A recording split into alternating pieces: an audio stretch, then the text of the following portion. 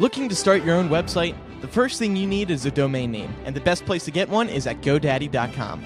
With your domain registration, you'll get hosting, a free blog, complete email, and much more. Plus, as a MuggleCast listener, enter code RON, that's RON when you check out, and get your .com domain name for just $7.49 a year. Get your piece of the internet at GoDaddy.com. This is Professor McGonagall welcoming you all to MuggleCast, hoping you enjoyed. Dobby, come here. Here, Dobby. Yes, well, I'd just like to say how very pleased I am to introduce MuggleCast to all of you. Thank you. Because Jim Dale beats Stephen Fry... You bitch! Well, that was highly unprofessional. This is MuggleCast, episode 194, for March the 16th, 2010.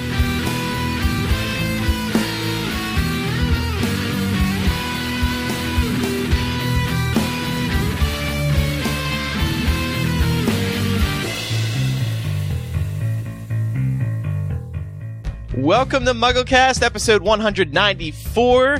It's a three-man show this week. Eric, Micah, and I, Ben and Jamie were going to be on, but then they ditched us. Well, Ben for good reason. Jamie, I'm not so sure what happened to him. Jamie literally ditched us. Yeah. I'm going to be seeing him later this week, and I'll be sure to punch him for all of you. He didn't call, he didn't write, he just didn't show up. Yes. How are you going to be able to see Jamie this week? Yeah, what's up with that? I'm going to London in a few days. For what? To visit the set of Harry Potter and the Deathly Hallows. It's very exciting. What? Yes. So yeah, but we won't be able to. I won't be able to say much about it. I'll be able to write a little report, but I'm excited. It'll be fun. We're going to be seeing a really cool scene, and I'll be able to write a little teaser report afterwards, and then the full report will come later this year. So, cool. Yeah. Now that's like what you did with. Hopefully. I mean, what did you do that for Half-Blood Prince? I know you did for Order of the Phoenix. Yeah. Yeah. And I mean, you got to see the detail that went into Umbridge's cat, dishes, right? Yeah, they were all about that with Order of the Phoenix. So, hopefully there'll be something interesting. Yeah, there should be. Hopefully they're not, giving up at this point, and we're gonna go there and the place is just a wreck. Sort of like senioritis when nobody cares anymore. Well, they're tearing it down, afterwards. I know. Dan say in that interview that they're just... Well, some of the sets, not all. Oh, yeah. But yeah, so I'll probably have more on that on the next episode. But this episode, we got some news to catch up on, chapter by chapter, of course. We got a favorite segment. Oh, so much more. I'm Andrew Sims. I'm Eric Skull. And I'm Micah Tannenbaum.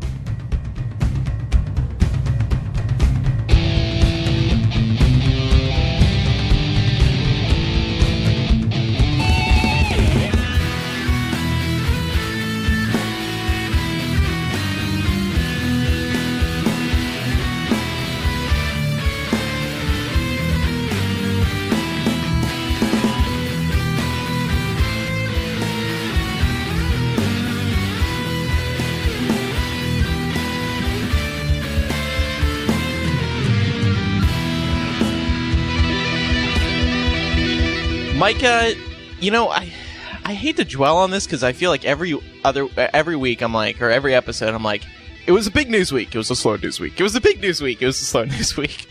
But this past 2 weeks was probably the slowest Harry Potter news week that we've ever seen. Yeah, I completely agree with you. It was very, very slow. I mean, all you have to do is go on the site and look at the number of news posts since we released our last episode. And it's probably about 5 or 6. So wow, it's on the same page. There was a 4-day gap between news items. That's like a new record for us, I think. Yeah. But that is not a sign of Harry Potter dying down, because of course, as we get closer to the film, it's going to explode with news. I mean, and the park we'll too. Be posting. Yeah, the park's going to be a big news item as well. And Lego Harry Potter. So there's a lot that I think will be in the news in the next couple of weeks. But yeah, these last 2 weeks have been a little bit light. We did have one story which you posted yesterday, where Jason Isaacs brought up the fact that he had a little bit of a limited role in Deathly Hallows, and that he made a decision that, I don't know, is he questioning that decision now? Because... Well, I think he is jokingly, but... Yeah. Here, let's listen real quick to what he had to say. This was comments he made to BBC Radio 2 the other day. Can we talk about Potter? Yeah, sure, absolutely. Have you finished wrapping? No, you haven't. Yeah, no, I have finished. Hopefully there'll be some publicity and I can maybe get the wig back on again. It was a very sad day for me, the day I left. In fact, it wasn't planned. There was a decision we made about how Lucius should end his bit in the story, and we've been leading up to it for a while, and David, the lovely director, kept coming to me going, what are we going to do at the end? What are we going to do that's really great? How are we going to give you a lovely ending? And one day I came up with this thing, and he went, oh, that's it. Oh, that's it. That'd be great.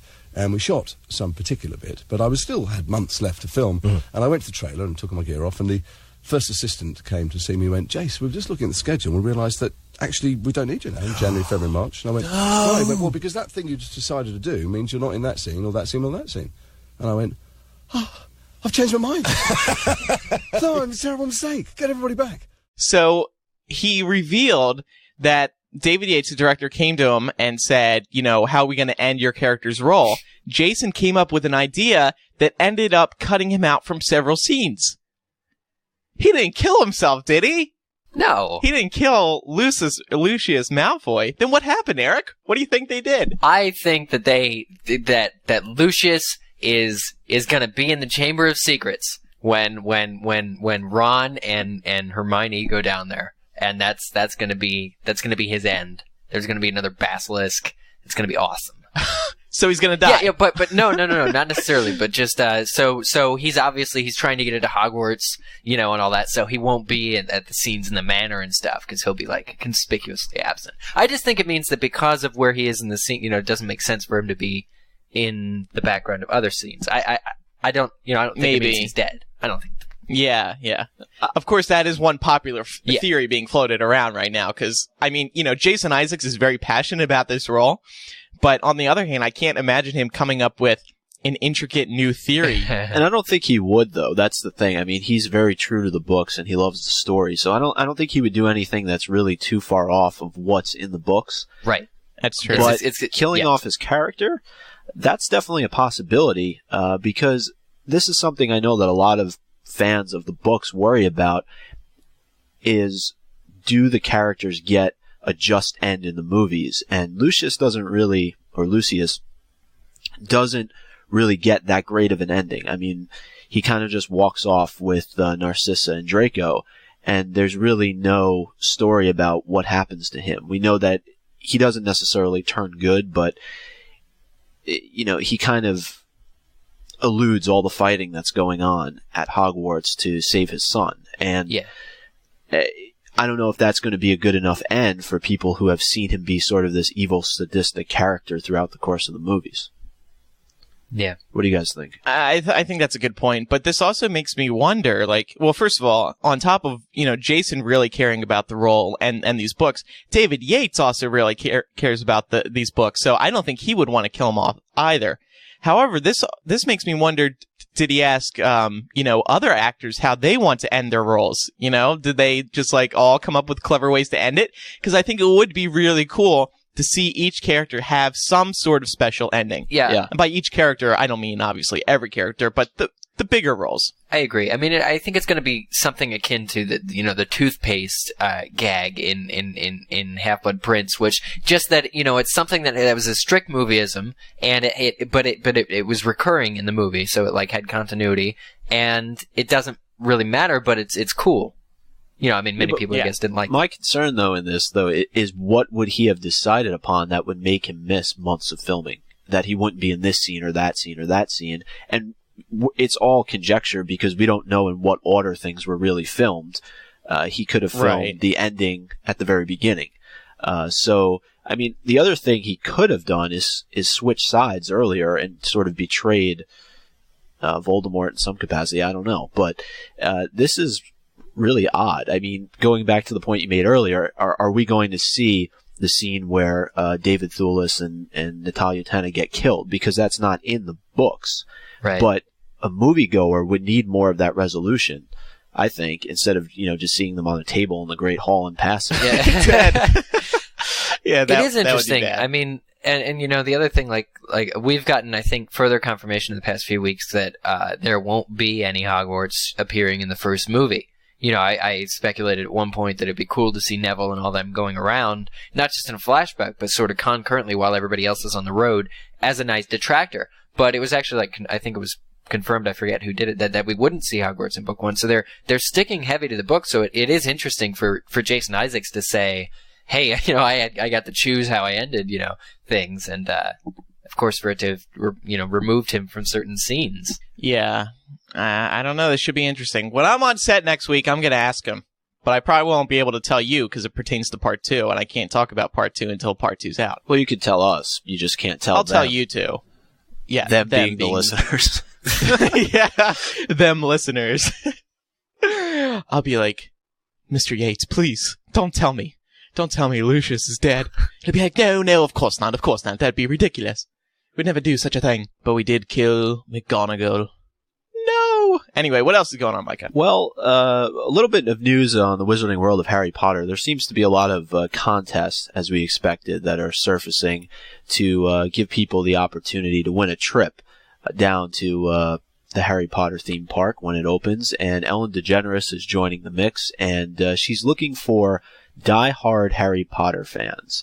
And we know that she is going to be down there doing a couple episodes from Universal Orlando in the coming months. And it may, in fact, be tied in with the opening of the park, or maybe she's getting a tour, I think it was, even if it's not going to be fully complete. Who knows exactly what the specifics are going to be. But this is just another great opportunity for people to submit and hopefully win. I'm guessing this is another, what Ellen's going to do is she's going to go down there while taping her shows and then get a tour of the park, but she's going to take the Harry Potter fan, the diehard Harry Potter fan, down with her, and then, Ellen will walk around and be like, oh, what's this?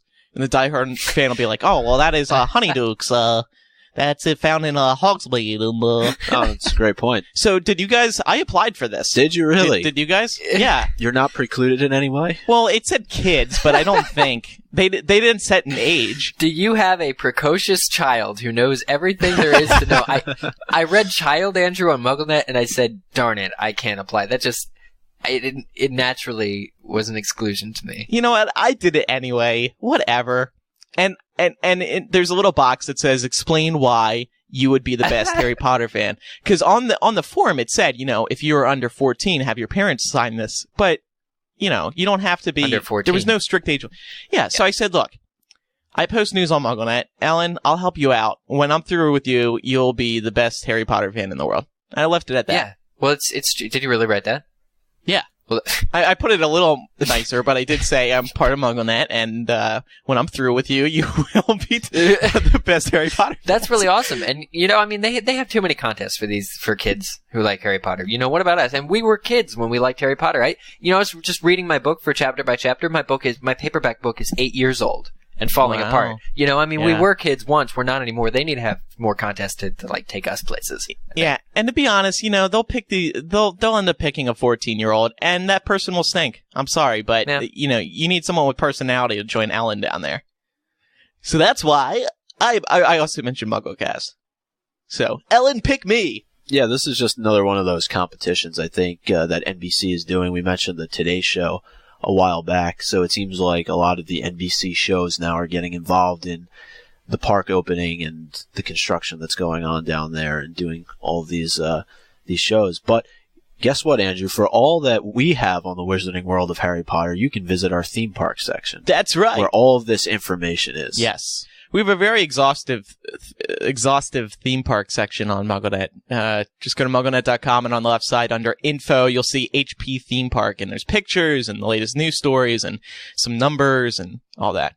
By the way, if Ellen picks me, I will be also giving her tips on American Idol, because I don't think she's been very good on that show. So. Wow. That's a bold statement. What? Well, I want to tell her how it's done. How to judge. Ellen, I'm going to judge you judging. You didn't like her comparison about the banana in the paper bag? That was her one joke she ever made on the show. I thought that was kind of funny because that's what people are expecting her to do. But that was the one time she made a joke. I was like, it's about time. Well, speaking of the Wizarding World, the last bit of news that we have is that the Hogwarts Express is finally there. And received a picture in my inbox, and I posted it on the site. And you know how much I love pictures after Half-Blood Prince, so this was just like Christmas Day for me. But it's good to see the parks coming together, and I think we'll continue to get more from Universal Orlando as the pieces of the puzzle start coming together. Well, it's a beautiful photo, and what was new about this photo is you see the steam coming out of the Hogwarts Express, and that really makes it feel alive. I thought the thing was just going to sit there, but it's also going to be billowing steam, and it's got Harry's, little carriage with all his luggage sitting right out front of it. So it's really cute, and it looks like on the left side of the train, there's a little ramp to walk up to sort of get photo op. Yeah, a little photo opportunity there. So I think it's what a nice little welcoming to walk into the theme park, little Hogwarts Express. Yeah, it seems like they're doing everything possible to make the experience for people. Yeah. I mean, that just the billowing smoke, I think that makes all the difference in the world. Yeah. Brings it to life. It's cool. Good job, Universe. There was one thing that isn't in, I just checked at the end of the show when we remind people about Infinitus. Christian Coulson is going to be there. Yes. That news was revealed earlier this week. Chamber of Secrets star who played Tom Riddle. Oh, that's awesome. What's a good quote from that movie by him? For the last few months, Harry, my target has been you. So he'll be at Infinitus and infinitus2010.org. This is how you can go to get all the information about the Harry Potter conference. What's next? And yes, Ben, we will be doing a podcast there. He telepathically asked me. All right, so let's move on now to the emails this week. And well, before we get to the regular emails, you guys may remember that last time on episode 193, we were talking about what the "Not My Daughter, You Bitch" sound clips sounded like when narrated by Stephen Fry and Jim Dale. Well, our faithful listeners, Shay, John, and Josh, they all sent in the clips of Stephen and Jim narrating this bit of the book, and they are so funny. I'd never heard them before. So first, here's Stephen Fry. Not my daughter, you bitch! And then here's Jim Dale. Not my daughter, you bitch!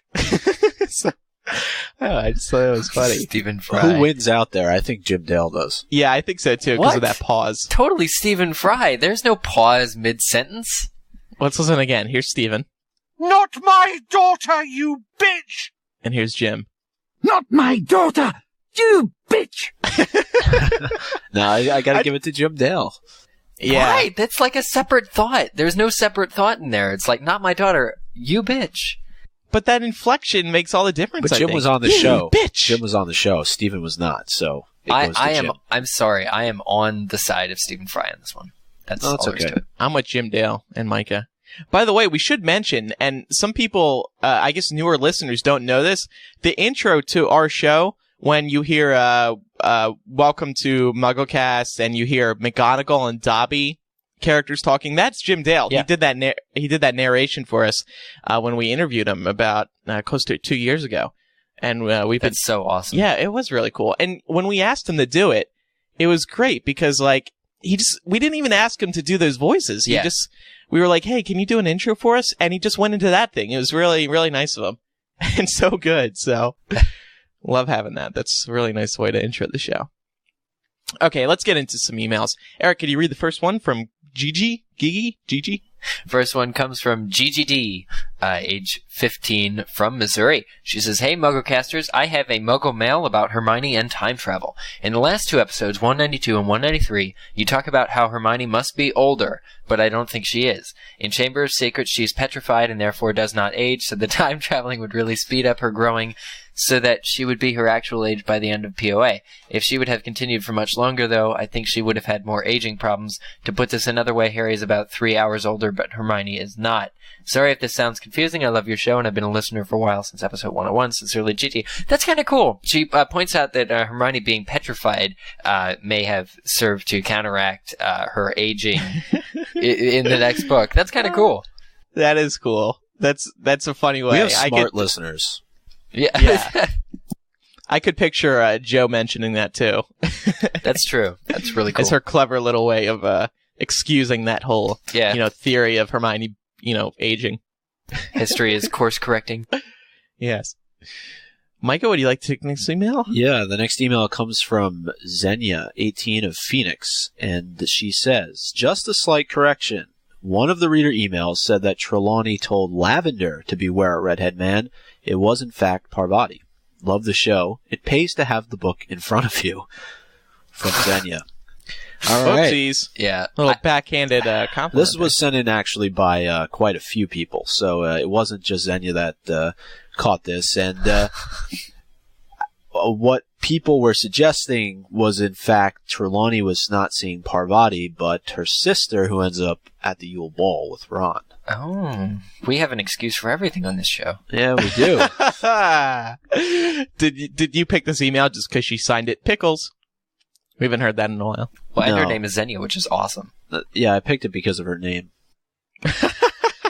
So if you want your email read on the show, please come to us with the coolest name And be ever. from the coolest place. Phoenix? Not saying that Phoenix is the coolest place, but yeah. Oh. I look at countries, too, when I'm picking emails, to kind of highlight our international listeners. You are so biased. Our poor but we do read all your emails. We do. We can't read. We can't put them all on the show, of course. Well, we could. It would just be really long. Next email comes from Georgia Kate, age 14, from Bristol, United Kingdom. She says, hey guys, I was recently listening to episode 193. During the chapter-by-chapter review, you mentioned that on the morning of Harry's Quidditch match, in which he sees the Grim, he woke up to find Crookshanks in the boys' dorm, and spent most of the morning trying to stop Crookshanks from re-entering the dorm. By this point, Crookshanks should know that Scabbers is not as he seems, so I had thought maybe Crookshanks was watching over Harry, kind of protecting him if Pettigrew tried to approach him. Just a theory, hope you like it. Love the podcast. Keep up the awesome work. Interesting. I think it's cool. Well, I mean, what's going to happen? Is Crookshanks going to bust in with an AK-47 or something if, Pettigrew transforms? I mean, I don't really know. I don't really know that Scabbers is that dangerous, though. I mean, you look at the fact of the first two books, he never attempted to do anything to Harry throughout any of those, so... It's a fair question, because knowing that Crookshanks is talking to the dog version of Sirius, it seems very plausible that Sirius would say, hey, look, can you look after Harry? It just seems like Harry might need protecting. Like that seems to be the credit for this. And then on the other hand is your question, Micah, because when Pettigrew does transform back into a human, it's like the first time he's apparently done it in like 13 years, and he has to be like forced to transform back. It's not an easy transition. It's not like he's just gonna whip out. It's like turning back to human is like an option to him just yet. And I mean, Pettigrew's very much waiting to see what is and isn't, going to happen. Like, if he has the upper hand, if Voldemort will take him back and all that, then he'll do it. But, it is kind of a question of whether or not Peter can turn back to being human, But he's still a dirty rat. He is. So, I mean, it's a good question. Yeah, I think the theory is plausible. It is a very interesting, and we'll discuss more about Crookshanks and Scabbers and all that in this upcoming chapter-by-chapter series, because there's a couple more rounds of fighting in this installment. All right, the last email comes from Chloe, 18, of Christchurch, New Zealand, and she says, hey there, MuggleCast. I'd like to put in my 2 cents on the whole Draco and Pansy discussion you had in episode 193 about why Draco and Pansy never ended up together. Found this piece of information off Harry Potter Wiki about why Draco and Pansy never got together. J.K. Rowling has said that Pansy did not end up marrying Draco because she always hated her. I loathe Pansy Parkinson. I don't love Draco, but I really dislike her. She's every girl who ever teased me at school. She's the anti-Hermione. I loathe her. So I'm guessing she didn't want Pansy to have a happy ending since she hated the character so much. Though it still bugs me that she just got some random character to marry Draco, Astoria Greengrass, but then again, the book series is not called Draco Malfoy, it's called Harry Potter. Sorry if this does not make complete sense, from Chloe. And it makes perfect sense. And I'm glad that she put that in there because I don't think we mentioned anything about what J.K. Rowling had to say about it last week. Basically, Joe just wanted to stick it to Pansy. To Pansy Parkinson. You will not be happily married. Or married. It's kind of funny. Gosh. And once again, we have smart listeners. I mean, Yeah, finding this keep an stuff, eye out for us. Yeah, Yep. better than us. Yeah. Well, I should just wouldn't replace say us. that. Open Yeah. auditions for MuggleCast. Well, like I've mentioned before, there's just so much information pertaining to the series. It's, quite impossible to get it all, have it all memorized, especially, things that Joe has said in the past. However, we do try to look stuff up while we're, talking about these topics. Yeah, and we're always happy to read these emails, Oh, of course. especially if you have an interesting name or are from an interesting place. Right. Okay, so let's get into chapter by chapter. This week we're looking at chapters 10, 11, and 12 of Prisoner of Azkaban. And we're going to start with chapter 10, of course, the Marauder's Map. So when the chapter opens, we see Harry doesn't want to throw away the pieces of his Nimbus 2000. It, quote, felt as though he'd lost one of his best friends. And this sort of reminded me of Hedwig's death in Deathly Hallows, because this is an example of Harry's childhood slowly disappearing. It's heading into the past as he loses items like Nimbus 2000 and like Hedwig. Are there any other examples of Harry losing childhood items that you can think of off the top of your head? Dobby. Sirius. Dobby and Sirius, yeah. Great examples. I mean, equal to... I mean, he's holding the pieces of his Nimbus 2000. It's not like he's holding, like, Hedwig's broken body and has to throw her away. But you're right. I mean, it's this passage. It's these things that Harry has loved, I mean, later in this series of chapters, he's remembering the first time he rode a broomstick. And it's, it's kind of very reminiscent of this. Yeah. I would be so upset, too. I mean, that was his first broom. That was, he loves Quidditch, and that holds a lot of memories for him, and to lose that, to see it shattered in pieces, it's very sad. It was the top of the line, too, in its time. Yes, in its time, in its day.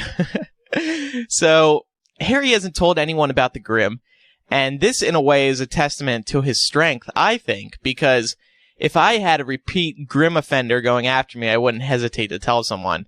So, at the same time, I do find it kind of odd that he didn't mention the Grim to anyone. It was sort of immature, but what's the deal? Why isn't he telling anyone? Well, go ahead, Eric. Go ahead, Micah. I was going to say, how much of it though is he constantly hears McGonagall sort of downplaying Trelawney and her predictions, and a lot of this does come from his divination class, and his ability to sort of see these things within the teacup, and then he sees it at the match again.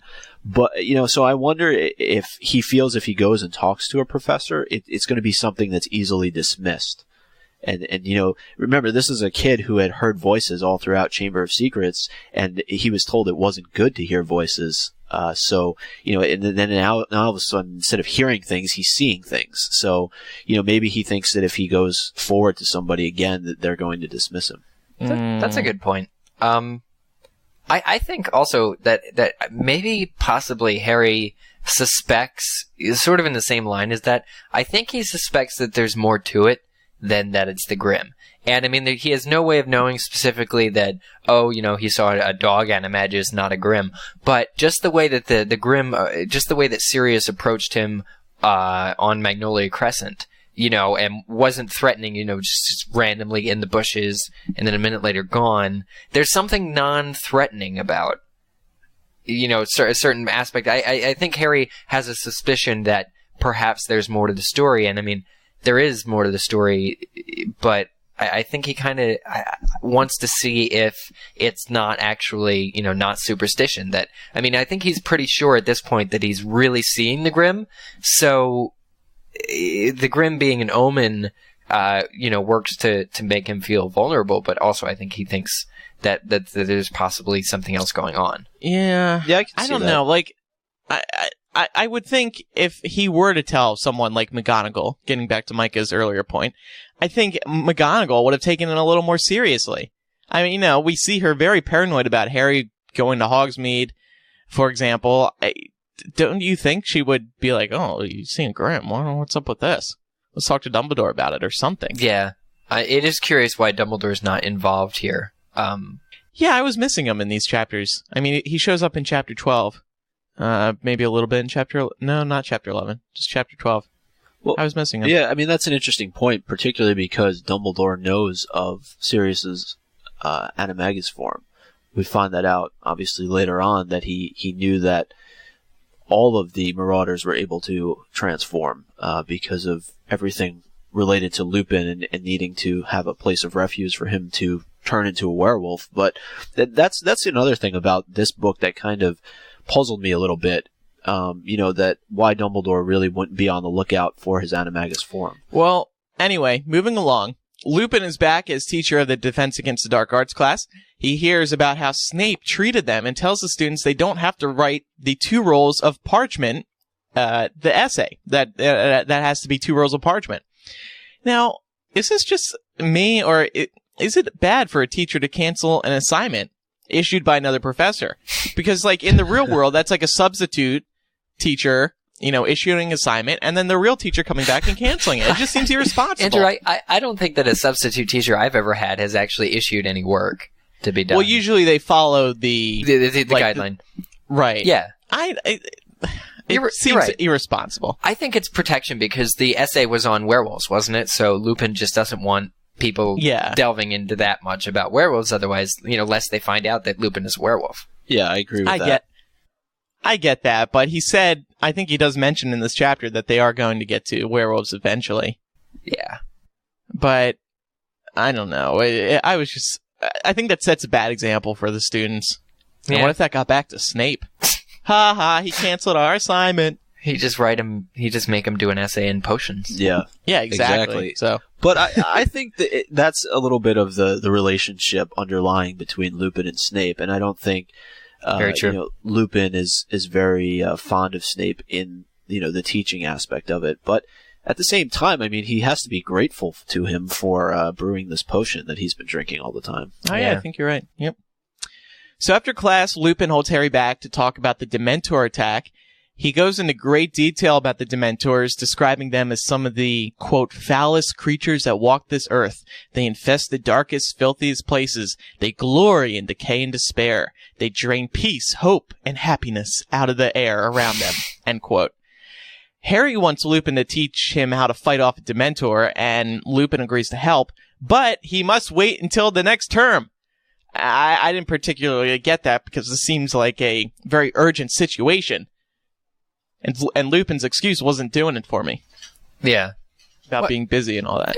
There's prep work to be done, though. As we find out in chapter 12, the Patronus, he had to find a substitute for an actual Dementor, which ends up being a Boggart. And he's also got to the moon. I guess the full moon is coming up, isn't it? I mean, that's what I gathered, because he's about to go into hibernation, I think, until after this next phase of the moon. Yeah, as we find out in the next chapter, he's absent from Christmas dinner. So I think that's part of the reason why in this chapter he tells Harry it's going to have to wait.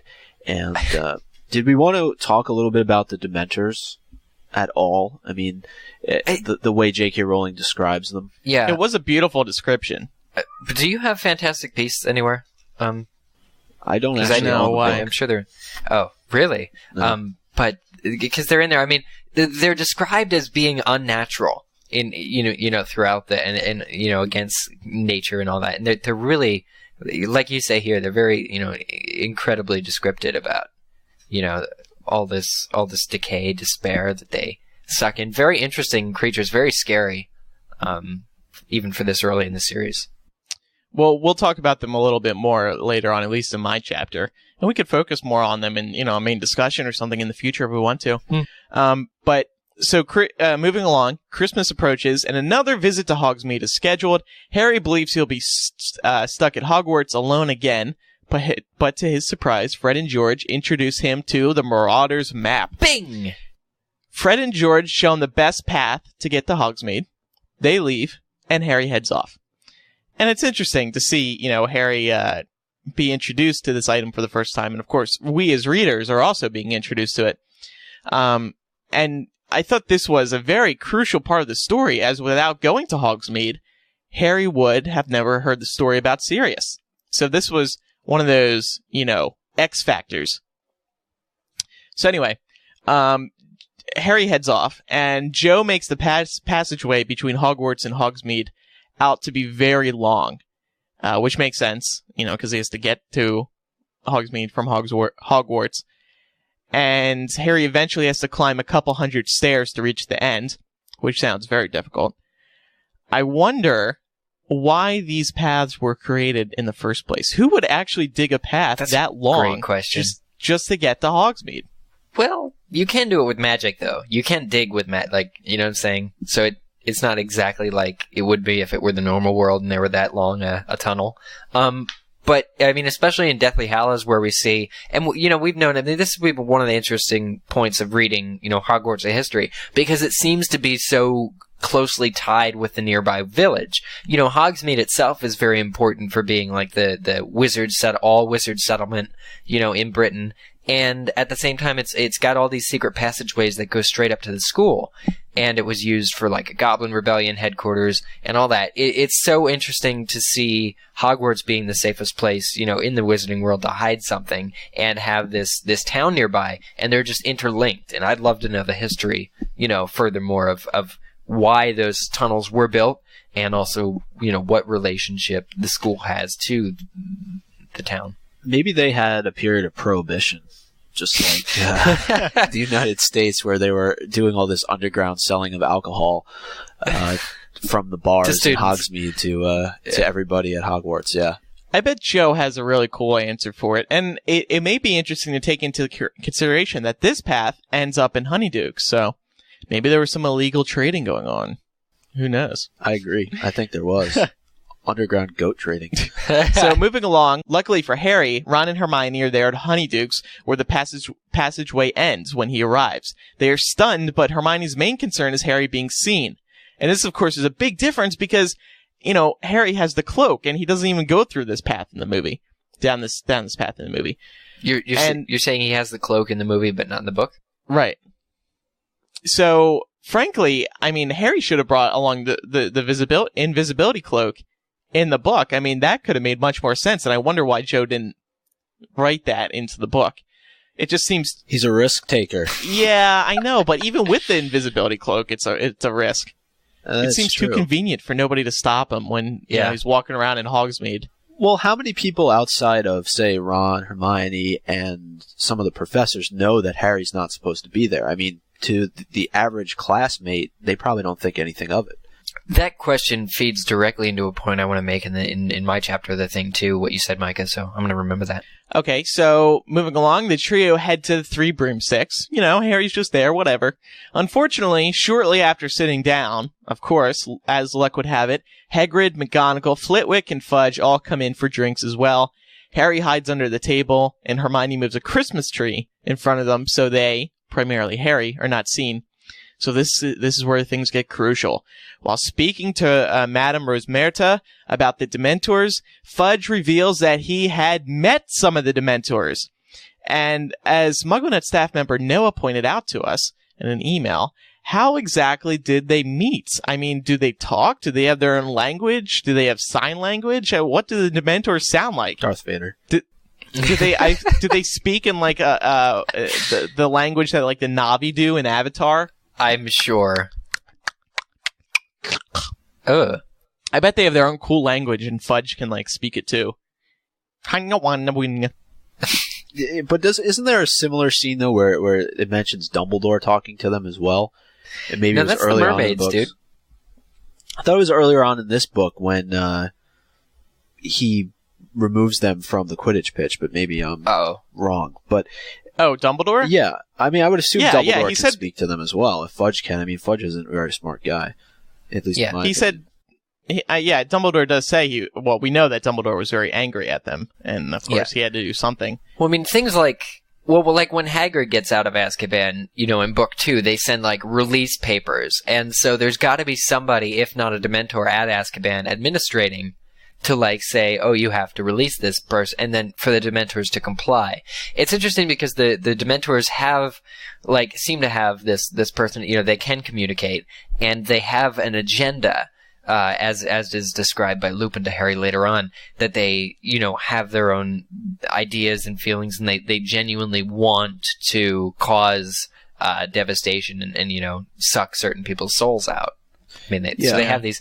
They appear definitely, and you're right. Dumbledore, does talk to them and establish some ground rules that they can't, come onto the campus. They have to stay at the edges. That's a big deal. So they talk, but it's not really described. Yeah, something else though that Noah brought up that I thought was kind of interesting, referring to the Dementors and the trust that the wizarding world puts in them. These foul creatures that walk the earth, and what does that say about, as long as they serve their purpose? I mean, these were people that, or not people, they're creatures that had served the darkest wizard that ever existed. And yet, as long as they're serving their purpose and guarding Azkaban, the wizards seem to turn sort of a blind eye to what these creatures actually are and what they do. And I don't know if that was kind of a parallel to stuff that goes on in, our world. Yeah. It's very interesting that you mentioned that. I wonder. Yeah. What if the Dementors spoke like a donkey or something? They'd go hee-haw, hee-haw. No. Just keep cut that going. out. Keep guessing. No. Don't cut it out. No, I'm enjoying it. I'm thoroughly enjoying it. You have to keep. Or they speak like cows. Yeah, every once in a while, just keep coming up with different ways that Dementors can speak throughout the show. Just randomly interject. Dumbledore's like, you all must leave, and they're like, moo. That's trying too hard, I think. Yeah. So anyway, to wrap up this chapter, things start to get deep, and this is nothing to joke around about. Long story short, as we all know, Sirius is Harry's godfather, and they believe, being Hagrid, McGonagall, Flitwick, and Fudge, that Sirius betrayed Harry's parents, and this is a real bombshell. And we also learn how the Secret Keeper enchantment works. Does anyone remember their reaction the first time they read this? I mean, just like the trio, I believed it. And interestingly, we never hear why the teachers think Sirius is trying to get into Hogwarts. Is it just simply that they think Sirius wants to kill Harry? What do you mean? Why do the teachers think that Sirius is breaking into the school or wants to break into Hogwarts? Well, remember Fudge overheard, Sirius Black saying he's at Hogwarts. I mean, that's what the whole thing is based on that. Right, but does he want to kill Harry? They think he wants to kill Harry, right? Well, I'm sure that nothing good can come of Sirius getting Harry. Either he wants to kill him or he wants to take him back to Voldemort. It's kind of a no-win. What did you guys make of this, this whole big thing that we learned? I mean, this was a very deep story that we hear. I mean, It's several pages long. I think this is one of the first times in the series that we get such a deep story, a serious story. I think this passage is probably why it's my favorite book. Just because it's such backstory, but it's also, I mean, we find we're kind of being misled in a way. I mean, we get this huge story that obviously isn't even. I mean, the good part about it is that it's not all it appears to be. There's actually more to the story than even this. Yeah. So we've been operating this far, with no story. We get this story, and then even better, it actually works out. Even better with Sirius being innocent in the end, and that's why I like this book.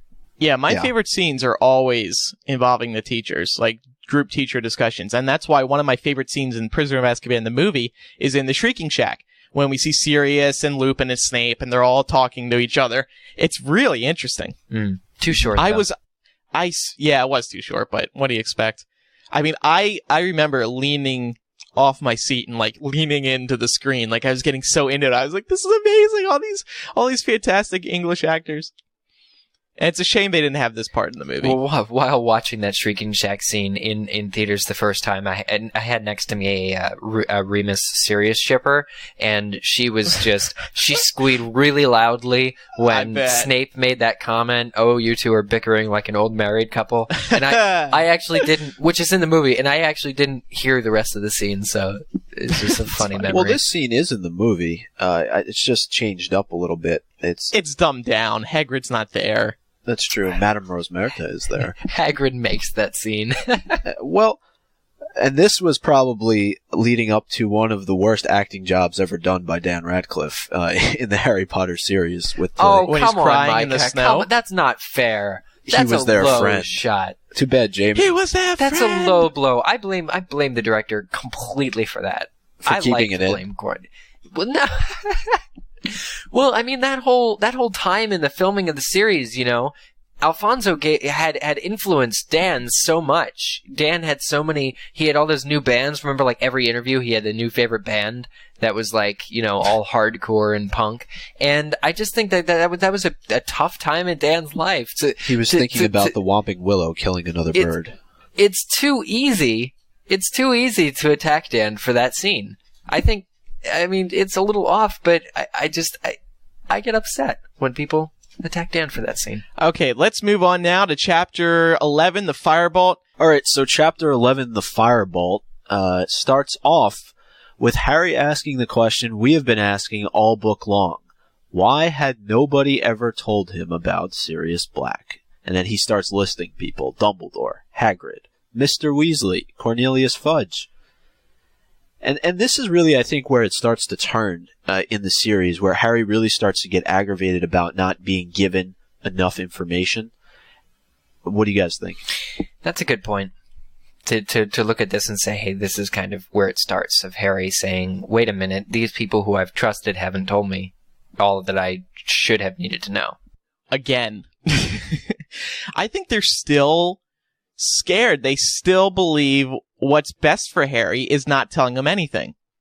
Which I don't know if it's mature. That's an immature decision or a mature decision, because keep in mind, he is only 13, and I think we forget that a lot. Well, now that this really brings about the justification for what Mr. Weasley said about not going looking for Sirius Black. And maybe that was the fear, that if he found out the truth, he would want to kill him, which is really how Harry does feel. In the end, once he learns this information, but he learns it anyway. I mean, I don't know. I've always felt throughout this entire book that it was wrong that he was never told this information from the start, because what they're trying to prevent inevitably ends up happening anyway. Well, one of the reasons Dumbledore gives to Harry later is that, I think it was Dumbledore, that when Harry first arrived at Hogwarts, even, when he was 11, people suspected that he could have actually been a dark wizard. Because, I mean, all they know of Harry before he actually gets to Hogwarts is that he was more powerful than Voldemort for some reason. Dumbledore knows the real reason, but I just can't help but think that some of these things about them not telling Harry stuff in the early books is possibly more to, they don't actually know him, and maybe they're not discounting that Harry might have some secret dark power and really go the way of Voldemort if he has too much anger, turn to the dark side, all sorts of stuff. And speaking of that anger, he goes up to the dorm room. He wants to be alone once he gets back from Hogsmeade, and he starts going through the photo album of pictures that Hagrid had given to him, and he looks at the wedding photo and he finds Sirius, and as soon as he sees him, the quote is, "A hatred such as he had never known before was coursing through Harry like poison." And this, I wanted to know what you guys think.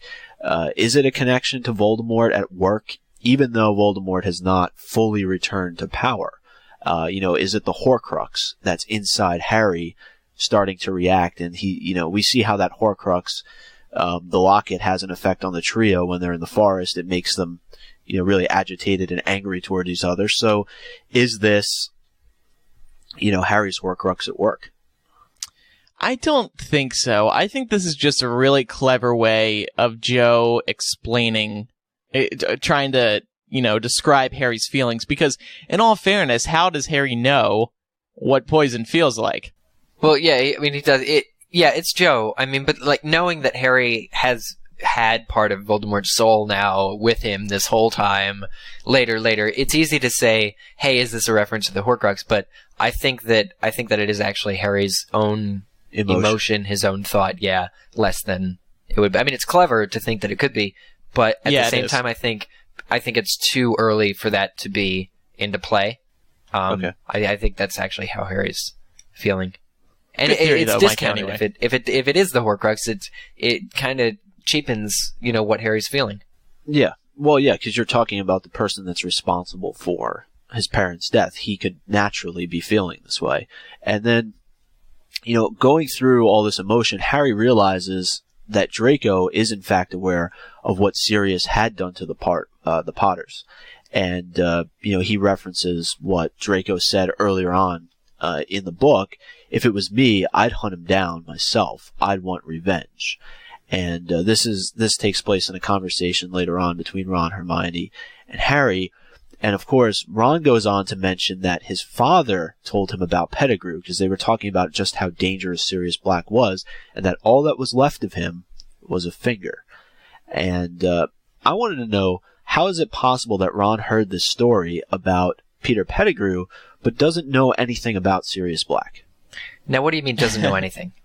Well, he knows that he's responsible for killing Pettigrew, but Okay. it would lead one to believe that he would have heard why he killed Peter Pettigrew. Oh, not You at know, all. No, I mean, Fudd says in the previous chapter that nobody really knows about the Secret Keeper thing. Yeah, and also, I mean, again, Ron's dad could have been purposely leaving out information to avoid, scaring him or anything. I mean, if he knows Sirius is responsible for Pettigrew, and they only found a finger, then that's all you need to know, really. I mean, why he did it. I can see what you're asking. Why he did it. Maybe there's like a folk song about Peter Pettigrew, like all that was left of his finger, and it's a cautionary tale, and the kids know it, and that's why Right. they're able to know, all about Pettigrew and not about Sirius Black. Do you guys think Harry felt motivated to go after Draco, or to go after Sirius because of what Draco said? Like, part of him also wanted to prove to Draco that he could do it. Yeah. He could go after Sirius and try to kill him. Definitely. Yeah, I mean, that kind of goes into to the next point, because there's this really, what I consider, annoying sequence between Harry and Hermione, with her pleading him not to go looking for or thinking about killing Black. And I think she's sometimes a little too old for her age. Because wouldn't Harry, and this goes back to what we were talking about when he was looking at the photo, wouldn't he naturally feel this way, even if he's not going to act upon it? The feeling is going to be there regardless. So I think Hermione is being a little bit too, overbearing in this situation. I mean, Harry should feel this way. I think it's only natural.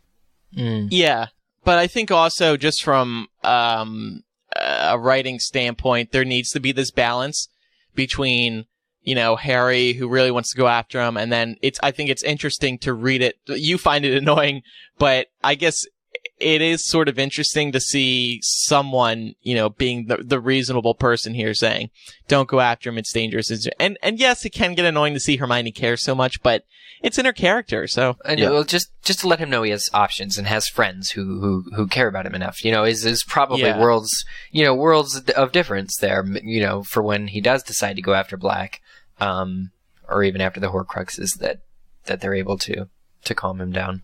Right. Well, I mean, I have to play devil's advocate, so that's all I'm doing. Yeah. Oh, yeah. No, I hear you.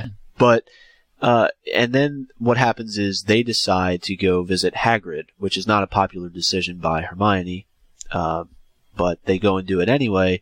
And part of the reason why Harry, or the entire reason why Harry wants to go there, is because he wants to ask Hagrid why Hagrid never mentioned anything to him about Sirius. And when they get there, they learn about Buckbeak and that he's facing this inquisition and trial for his attack on Draco Malfoy, and Hagrid is extremely upset, and Harry decides that it's better not to bring up the topic of Sirius Black.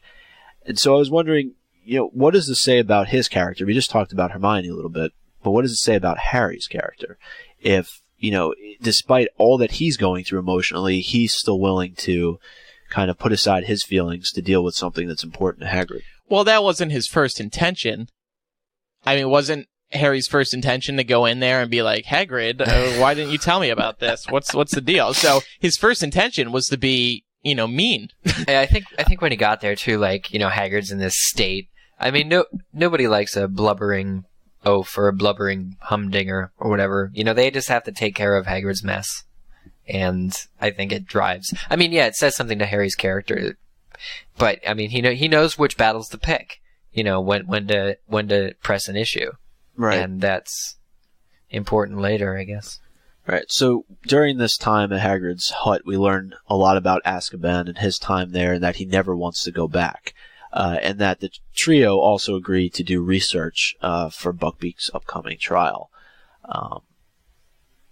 So we move on to Christmas, and the big story plot line that is completely left out until the end of the movie arrives, and that's Harry gets this mysterious firebolt on Christmas morning, and Ron goes through a list of people it could have possibly come from, including Lupin. Dumbledore was the first suggestion, then Lupin. And we also learned that Lupin was not in the hospital wing despite being ill during Harry's match. So I think we're starting to realize, as we have with past Defense Against the Dark Arts teachers, that something is up with Lupin. Now, had any of you guys figured out, I mean, I know it was a while ago, by this point that, he's a werewolf? No.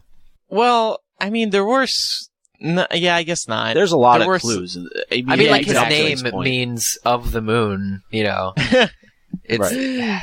Yeah, but I certainly wasn't smart enough back then to be reading into names of characters. Yeah.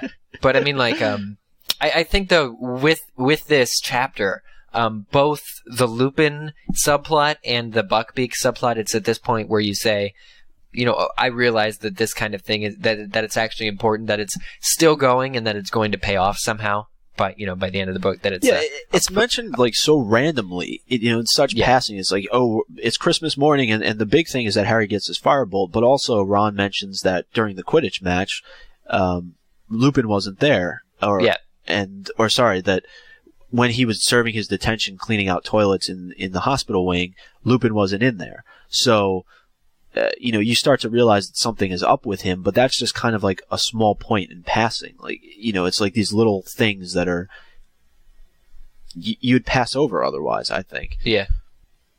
So again, it is Christmas morning, and what would Christmas morning be without a fight between Crookshanks and Scabbers? And I don't know what round it is. I've lost track. They go at it again. It's 4. It's 4? Okay. It was 4 last week. Ron tries to kick Crookshanks. Hopefully Peeta's not, listening or anything like that. And in the process, he kicks the trunk, Harry's trunk, and it falls over, and out pops the sneakoscope, and it starts going absolutely crazy. Now, does nobody find it odd that this is the second time now that the sneakoscope has gone off around Scabbers? I mean, I know that there's a lot in that room, but yeah. This is just people. This is people not trusting their magical devices. Like, the sneakoscope is described as being broken. I mean, isn't it like this random tricky bit of gizmo, the sneakoscope to begin with? So it goes off, and it's wonderful for Joe to have fun with this. Like, even in book 4 a lot, have the sneakoscope be going off randomly, and it always means something, but the characters don't take never take time to see why it's going off. Right. Like, they're not gonna grab it and hold it up to certain people and see if it goes off, finally get to Scabbers and say, there's something up with Scabbers. Yeah. But they should.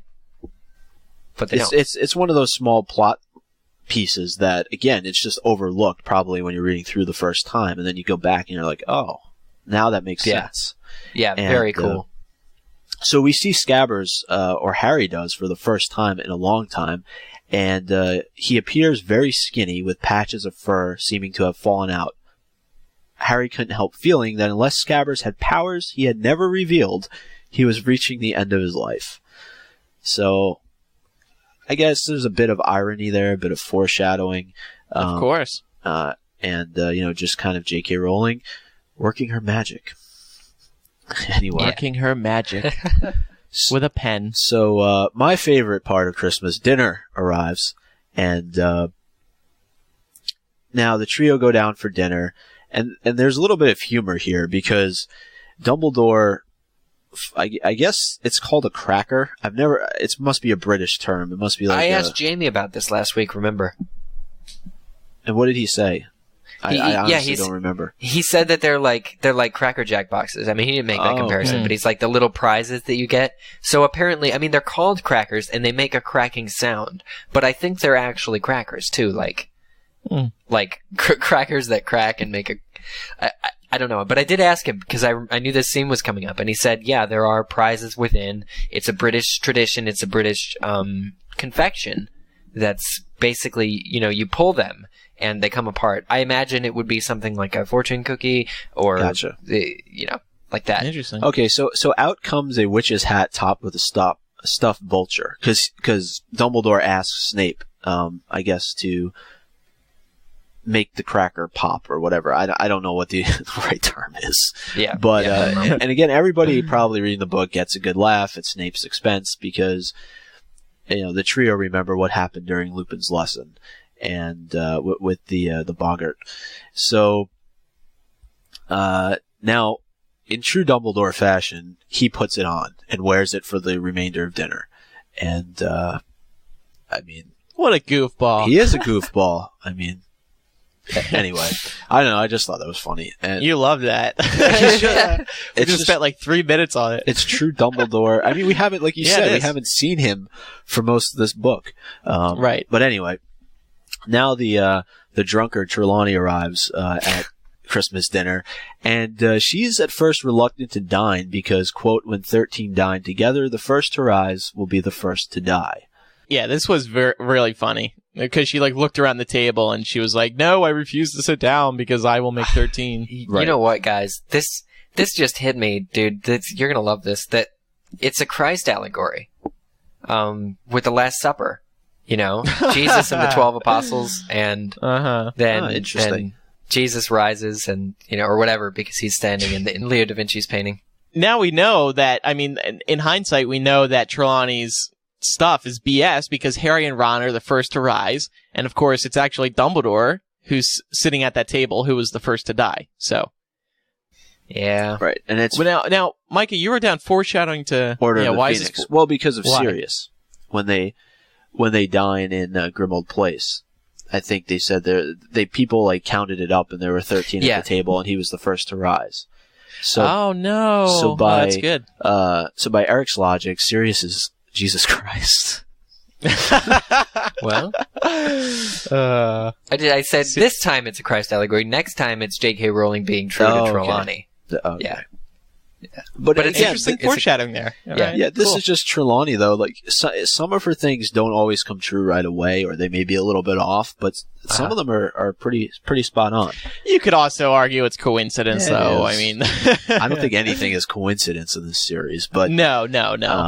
That's true. But anyway, McGonagall, for the first time, she really shows this strong bias that she has against another professor in the way she, carries on the conversation with Trelawney. I want to know. Well, she did this with last year, Lockhart too, didn't she? With the sarcasm. Yeah, you're right. I think she did a little bit. Yeah. So it's interesting side of her character. Yeah. I don't like it. You don't? She's too prestigious for me. I don't want to see her being all sarcastic. Well, it's interesting seeing her like that too, because her actions are called into question this whole time when she has Harry's Firebolt. Especially in the next chapter, I have a few points about that where they're wondering what allegiance, she has because they keep his Firebolt from him. But McGonagall, in this chapter is again disrespecting Trelawney, and it's really interesting because Harry and Hermione, in fact, everybody really takes what McGonagall means to be pretty much, true and acceptable. She's the head of their house. They're very loyal to her. Yeah. Oh, so you're saying because McGonagall thinks she's a bit of a kook, Hermione thinks the same thing. I think she's definitely assisted by that. If McGonagall really revered Trelawney, and if Trelawney weren't such a kook, I think it'd be a different story entirely. Yeah. So anyway, as I mentioned earlier, we learned Lupin is missing again, and I think, Hermione's probably going through in her head the checklist of things, because she's already suspected Lupin of being a werewolf, and now when she hears about Dumbledore asking Snape if he's brewed him his potion, I think it's just another piece of confirmation. And then at the end of dinner, Hermione asks for a word with McGonagall. Ron thinks it's to take more classes, ha ha ha, but we all know what happens, and, Eric, this, I guess, kind of leads into your point with the Firebolt, and, McGonagall ends up taking it away from Harry, because both of them think, McGonagall and Hermione do, that it came from Sirius Black. Now, moving away from the actual story part. I love what you've written here. I wrote, if I were 13, I know I'd be pretty pissed at Hermione. Even though she's looking out for Harry, sometimes she's a little bit too much of a goody two-shoes. This is like the cool thing. Like, if you got, I don't know, say you played sports and you got, a really cool basketball or really cool football or, cleats that made you run faster, and all of a sudden, you got it Christmas morning, and then all of a sudden Christmas night, somebody took them away from you. It should have went like this.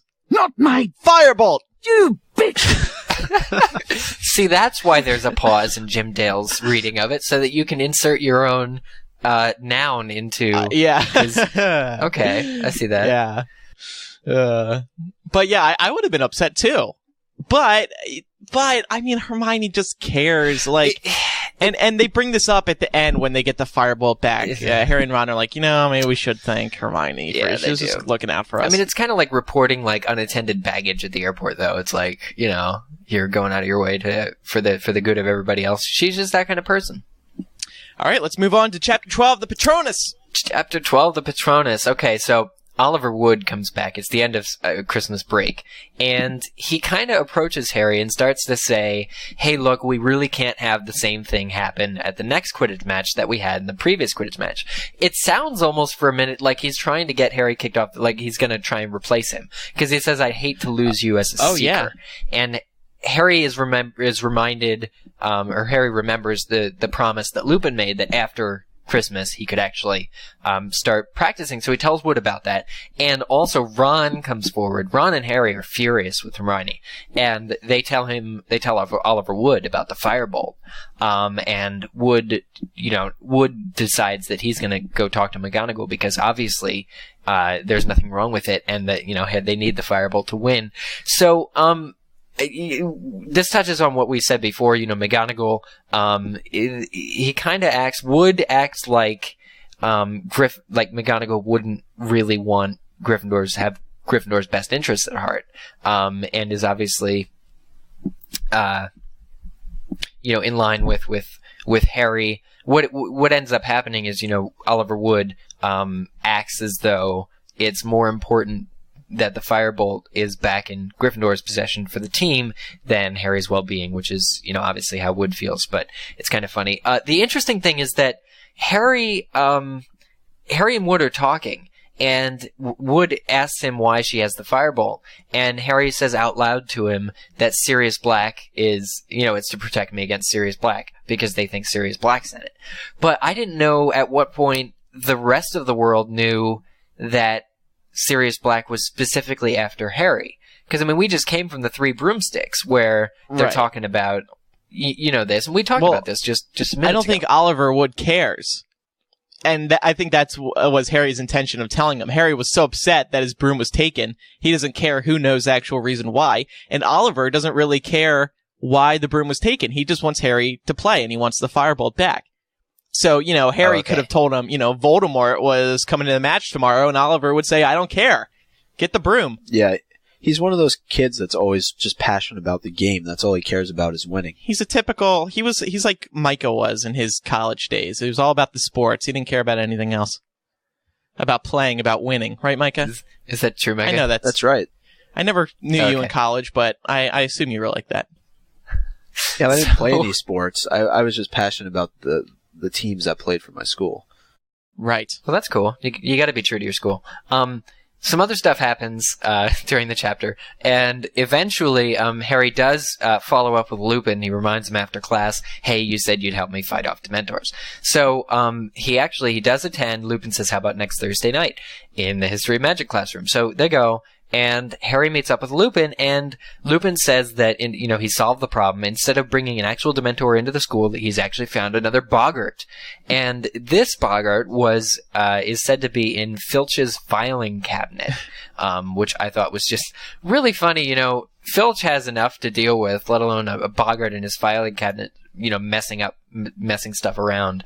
But I wondered if Squibs can see Boggarts, because it just seems to me like Filch would have been attacked by this Boggart, at some point if it was in his file cabinet. Well, maybe somebody else captured it and stuck it in the filing cabinet for him.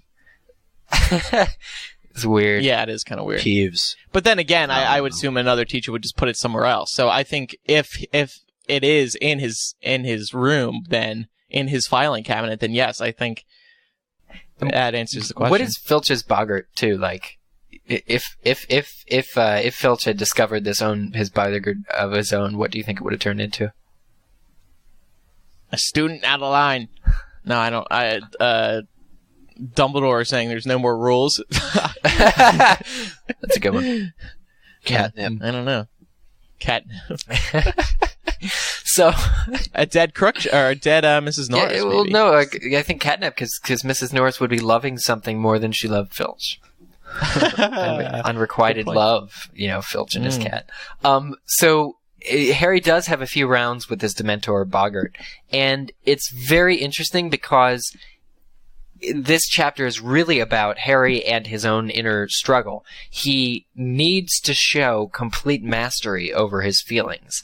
On one hand, he needs to concentrate on this happy thought. To conjure a Patronus, it has to be this solid happy thought. He has to be clear of mind in order to make a Patronus that's going to fight off Dementors worth a damn. So then on the other hand, when faced with a Dementor, he's hearing the dying words of his mother and father, which he's never heard. He was an infant. He doesn't remember his parents' voices, and he's hearing them for the first time. And he actually, it said he wants to hear their voices, and he almost doesn't want to create a Patronus so that he can be closer to his parents' voice. This is a really deep, important theme, and for Harry to realize that and have to deal with wanting to hear how his parents sound shows tremendous leaps and bounds. He's doing this advanced magic of the Patronus, but he's also doing he's really growing up essentially because he's having to conjure this creation.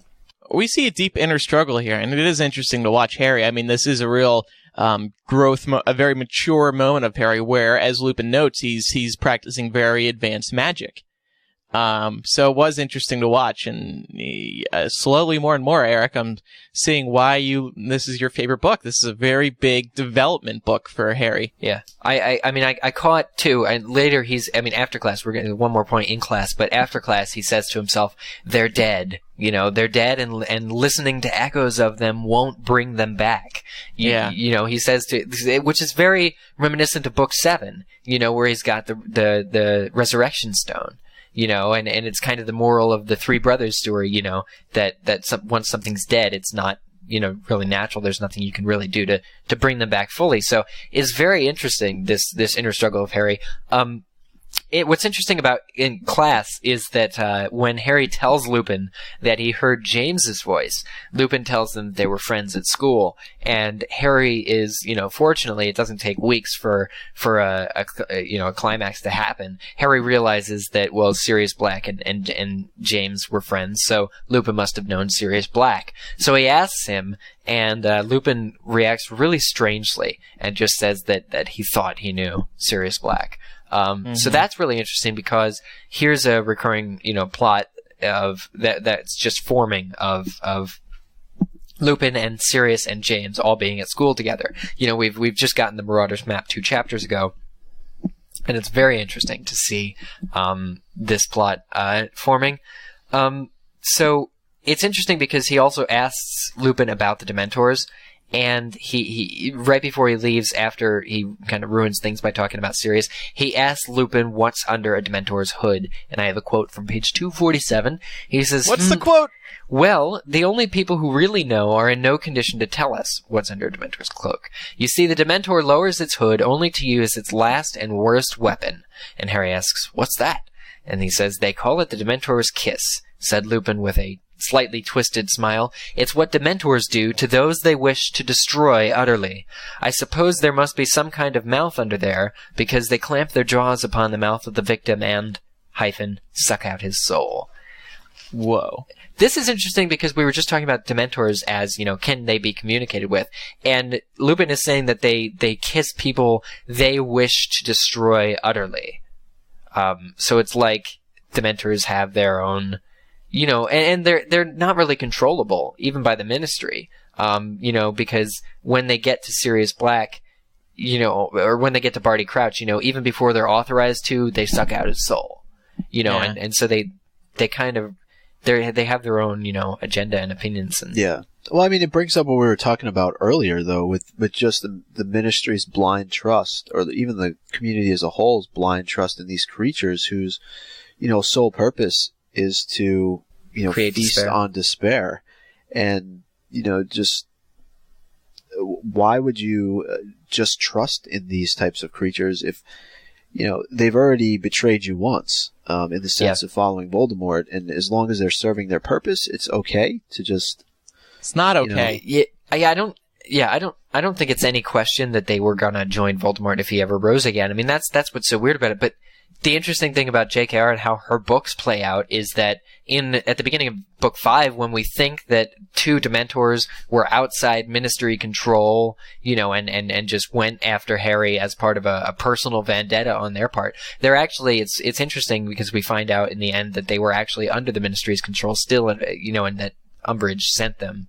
These Dementors are used as these tools of despair, and whether or not they're under Ministry control, they're horrible creatures to have around, and certainly, guys, you're depressing me. Seems to end. Okay, then we got to end it. Move along. Happy moment. Harry gets his Firebolt back. Yay! Yay! They couldn't find anything wrong with it, and it looks okay. That's what Harry's mostly concerned about. Because at the end of the last chapter, when Hermione says, "Oh, they're gonna strip it down," and Harry's totally affronted. He's like, "You're gonna make my Firebolt naked. It's not gonna look the same." He gets it back, and it's fine. And I think it's Joe describes his reaction as like, it felt amazing to see it back. Like he was really happy for the first time in days. Or He's so happy that he says to Ron, "Look, Ron, okay, we have to resolve this with Hermione." Just before they enter Gryffindor Tower, they encounter Neville and Sir Cadogan, and it turns out Neville's lost his list of passwords, which he made. The password is weird. I don't remember what it is. It's a weird password. So obviously it was kind of a smart thing to say, "Hey, look, Sir Cadogan, you need to tell me what the passwords are going to be. I'm going to write them down." Obviously, that comes into play later. I'm not going to say anything else about that. But they get into the common room. Everybody's like, "Ooh, a Firebolt, shiny, shiny, where'd you get it?" and all that stuff. And Harry is about to make some progress with Hermione, and, he walks over to her. He asks her about her classes. But soon enough, Ron, who has gone up to the bedroom, I think, to put the Firebolt away, comes down, and he's got bed sheets that are bloody, and he screams. And he confronts Hermione and says, "Scabbers is gone, and look what I found." And there are some ginger cat hairs that he throws at her feet. Round 5, 6. Yeah, I think it's a KO, and Crookshanks has won at this point. And we'll talk about this at the beginning of the next chapter. But again, this draws the parallel of Scabbers and Crookshanks and Hermione and Ron. I mean, there's some similarities you can draw here, but we'll talk about that next week. Yeah. It's time now for quote quiz. This, of course, is between chapters 13 and 15. "That was quite some Patronus," said a voice in Harry's ear. Whose voice was it? Would it be anybody but Lupin's? That would be correct. Ding, ding, ding, ding, ding. It's quite hard to pick out quotes because I could give you something really hard, like, you did? Yeah, but it has to be really somewhat descriptive. Okay, so we did ask you guys to send in your tweets pertaining to these chapters, and we actually covered most of the questions you guys asked. Thank you to Michael Gonzalez, One Last Laugh, Sparkly Lulz for sending in a few that we discussed throughout this chapter. One we did not get to, Carly Eads. "Why do you think Lupin never checked up on Harry over the years? If my best friend died, I'd check on their kid occasionally." I think that's a good point. Where was Lupin? Come on. Some friend.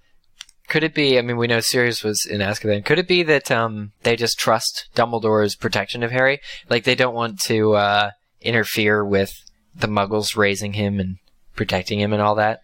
I guess. I don't know. Yeah, I don't know. I think part of it could be his condition, and but he's obviously okay for, how many other days out of the month. So yeah, it's a little bit weird that he's never looked in on Harry, or maybe he just feels content getting updates from Dumbledore. Why does Fig never show? herself. She says that Harry couldn't have a happy time, or the Dursleys wouldn't want him to be there. Harry asks Mrs. Fig why she never comes out and says, "Hey, look, I'm part of this wizarding world." I wonder if Dumbledore forbid, as well, not in addition to Lupin having respect for Dumbledore, but that it would be Dumbledore's wishes for Harry to not have contact with the wizard world. That, at the very least until it's time, when he's 11 and going to Hogwarts, but, after that happens, to not, jeopardize, because part of the sole part of the protection on Privet Drive lies in Petunia Dursley's, allowing Harry to live there. And, I guess maybe he thought that if people visited Harry, that it might, from the outside world, it might push that over the edge, maybe. So that, yeah. He couldn't be a proper pig for slaughter if he had all that interaction.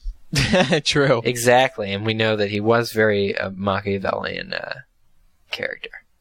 Okay, let's play favorites, and next week we will, or next episode 195, we will cover chapters 13 through 15. So look forward to that. Read up and send us your feedback about those chapters if you have any questions that we can address during the show. Time now to play favorites. Favorite Death Eaters, guys. Favorite Death Eaters. We asked people to send in their feedback via Twitter what their favorite Death Eater is. Everybody almost unanimously said Bellatrix. But just to be different, I have to say Lucius Malfoy. Because Lucius, he's a father figure. His son is in Hogwarts, and here he is being a Death Eater. I mean, it's horrible. It's sickening to me.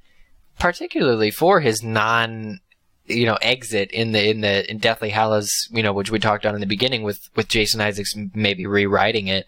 In book 7, the Malfoys are very, they have their son. Voldemort has taken his personal vendetta against Lucius to nearly trying to get Draco killed in book 6. And in book 7, he's like a bad house guest. He crashes their manor, he hangs around, he kills old Hogwarts professors in front of them at the dinner table.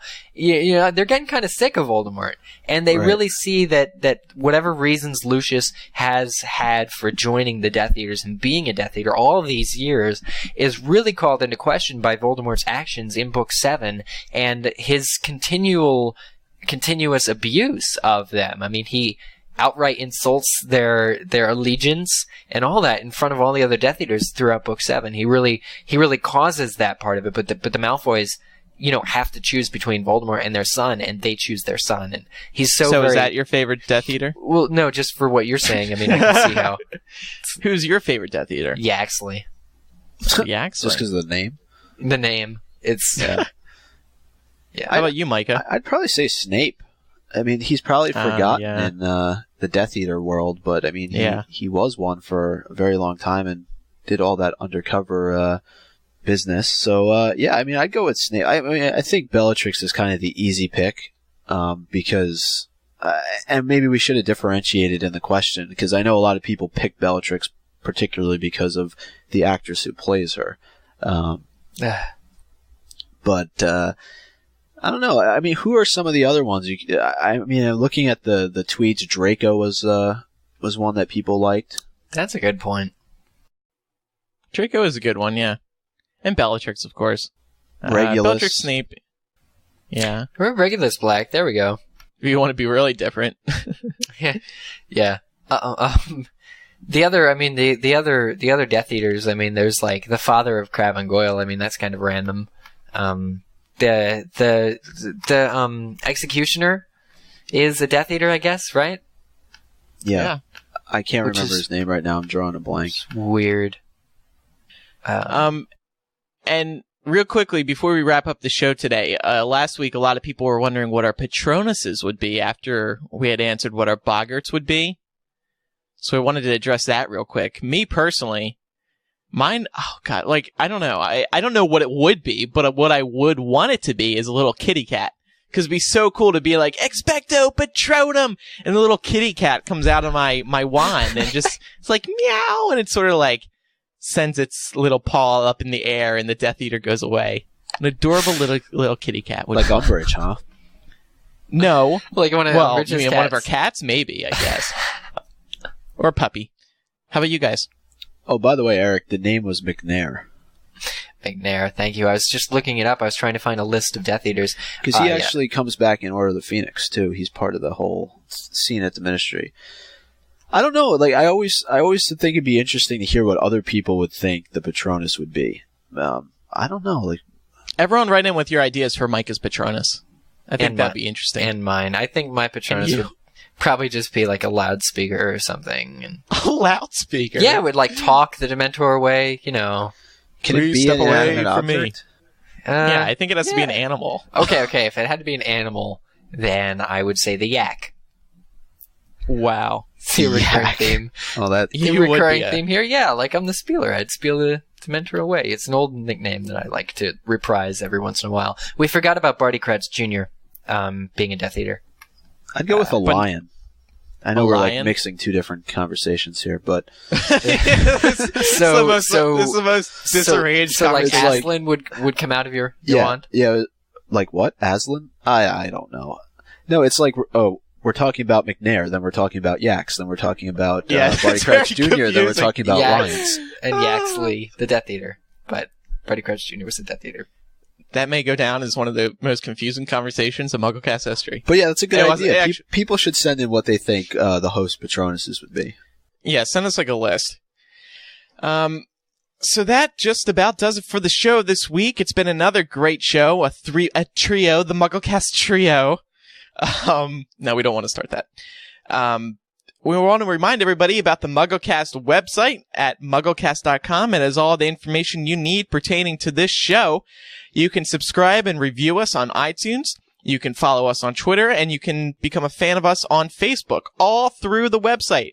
You'll also find the MuggleCast Wall of Fame, where we've actually added a new inductee, and the new inductee is, of course, the Parallels episode, episode 114 from September 24th, 2007. We've referenced it before, and I said we would add it to the Wall of Shame. Well, guess what? We did. And it's there now. You mean Wall of Fame? Cool. On MuggleCast.com. And much more information there. So Like visit the site. transcripts. And the transcripts, yes. Can I bring that up for a minute? Because we're at, I think, 189 episodes on the transcripts, and we're working through the early 190s. So it's great to finally be in the year 2010 and have transcripts from the year 2010, because for a while we were pretty far behind. I'll take responsibility for all that being far behind, but for all the work that everybody has done, the whole team over there, they do a really great job. And it's kind of one of those thankless positions where they don't always get the recognition they deserve, and they really do work hard, the editors and the transcribers and everybody who's in charge over there. So really thank you for that. And I know a lot of the listeners out there appreciate the work that you do. Yeah, absolutely. And I do read the transcripts, and I will go back, and I really enjoy them. So thank you to everybody who produces those. Yeah, they're a great resource, and to think we have currently 189 transcripts is amazing. So thank you to the staff there. That's great. And while we're talking about the site, we also wanted to mention some other links that are on the site, but we haven't talked about lately. Our Frapper map and our Last FM page. The Frapper map is this really cool thing. There's a link on MuggleCast.com on the right under Community. You can put a little pinpoint in our MuggleCast map, and it's cool because you can see where all the listeners are listening from. And so check out the Frapper map. You can actually easily access it by going to frapper.com, frappr.com/MuggleCast. And finally, our Last FM page. There's a link under Community on MuggleCast.com as well. You can see what fellow MuggleCast fans are listening to. So, what kind of music they're into. And the top artist this week, as decided upon by MuggleCast listeners, is Lady Gaga, followed by Coldplay, Muse, The Beatles, Death Cab for Cutie. So that's a cool way to see what your fellow listeners are also listening to right now. That is really cool. Yeah, neat thing. I'm gonna hook my. I'm gonna join the MuggleCast group and start using Last.fm so people can see what I'm listening to. The amount of Lady Gaga I listen to will push up that number, so she'll probably stay at number one. Again, MuggleCast.com, all the information you need pertaining to the show. Thanks everyone so much for listening. It's been another great episode. I'm Andrew Sims. I'm Eric Skull. And I'm Micah Tannebaum. We'll see you next time for episode 195. Bye-bye. Bye. Bye.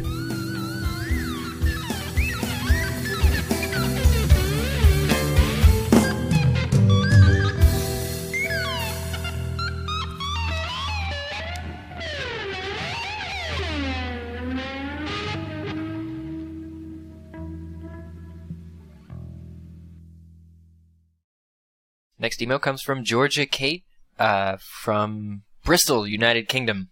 Hey guys, I was recently listening to episode 193 during the chapter-by-chapter review.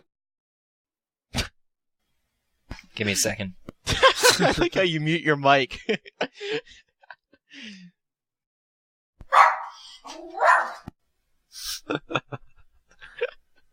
Eric is beating his poor dog.